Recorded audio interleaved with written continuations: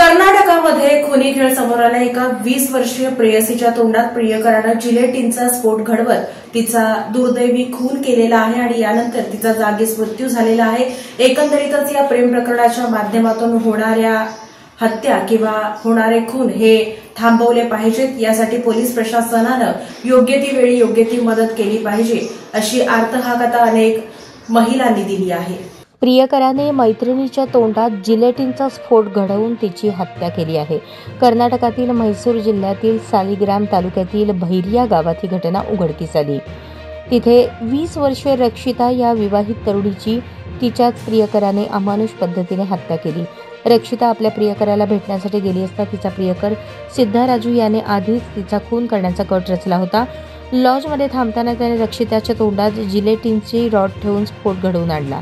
त्यामुळे रक्षिता गंभीर जखमी होऊन घटनास्थळीच मृत्यू पावली। हत्या केल्यानंतर सिद्धाराजूने आपला गुन्हा लपवण्यासाठी मोबाईलचा स्फोट झाला अशी बनावट गोष्ट पसरवण्याचा प्रयत्न केला, मात्र पोलिसांनी तपास सुरू केला असता सत्य बाहेर आले। रक्षिता हुनसूर तालुक्यातील गेरासनहल्ली गावची रहिवासी होती। तिचे लग्न केरळमधील सुभाष नावाच्या तरुणाशी झाले होते। त्यांना 2 वर्षांचा मुलगाही आहे। तरीही रक्षिताचे तिच्या नातेवाईक असलेल्या सिद्धाराजूसोबत लग्नाआधीपासूनच प्रेम संबंध होते। लग्नानंतरही हे संबंध सुरू राहिले। रक्षिता आणि सिद्धाराजू एकमेकांशी विवाह करण्याचे विचारत होते, पण रक्षिताच्या घरच्यांनी तिचे लग्न केरळमधील तरुणाशी लावून दिले।